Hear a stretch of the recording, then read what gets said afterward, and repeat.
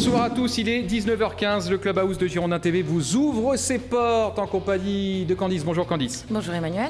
Eh bien, je vous propose de regarder tout de suite et sans plus attendre le sommaire de cette émission.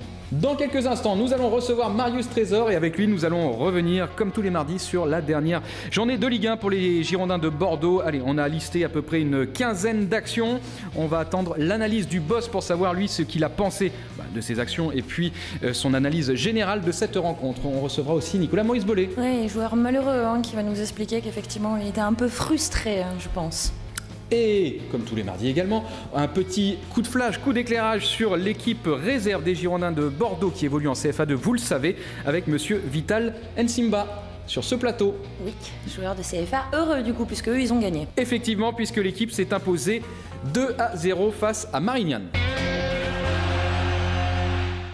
Allez, c'est parti pour revivre ensemble cette 25e journée de Ligue 1, tout du moins le match qui nous intéressait entre Montpellier et Bordeaux.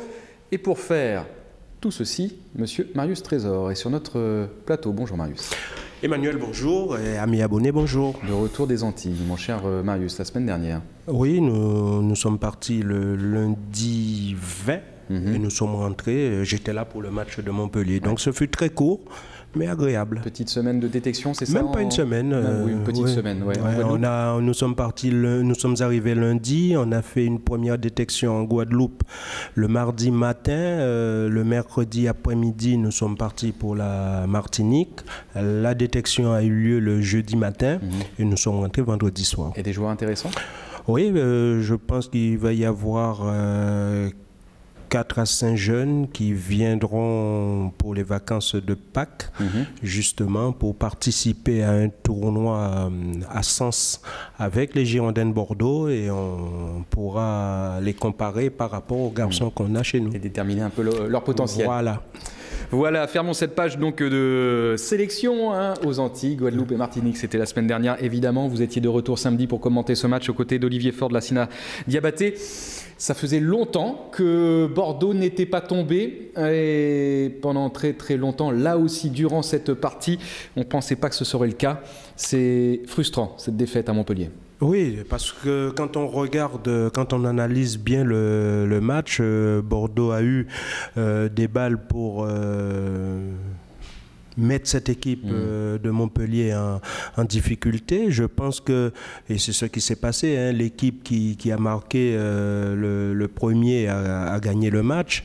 Et c'est vraiment dommage que sur les quelques occasions qu'on a eues, on n'ait pas pu marquer ce but qui aurait mis cette équipe de Montpellier en difficulté parce qu'elle aurait été obligée de se découvrir encore plus pour essayer d'égaliser. Et avec les garçons qu'on a, je pense qu'on aurait pu faire le break. Mais bon, le football, il n'y a pas de vérité. Non, et Bordeaux, les Girondins qui vous font mentir votre pronostic de 12 points sur le mois de février, c'est dommage. Ça ne se joue pas grand-chose. Quand on voit le match, j'étais pas loin parce que c'est vrai, on s'attendait à ce que ce mois de février soit difficile parce qu'on se remémore encore les matchs allés.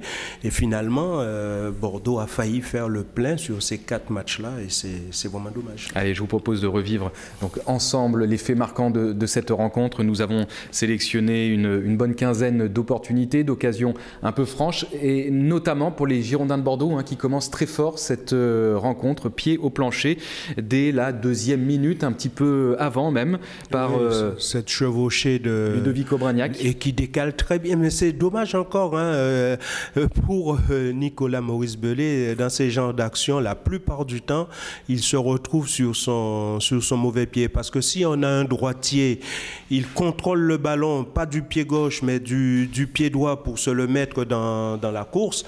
Et à partir de là, l'enchaînement se fait beaucoup plus vite. Tandis que là, on voit 1, 2, 3 touches de balle et pour frapper après... il y a du monde, il y a Hilton qui a eu le temps de revenir et on voit que c'est Jourdain qui contre ce ballon. C'est vraiment dommage. Et première alerte sérieuse sur les cas justement de Geoffrey Jourdain.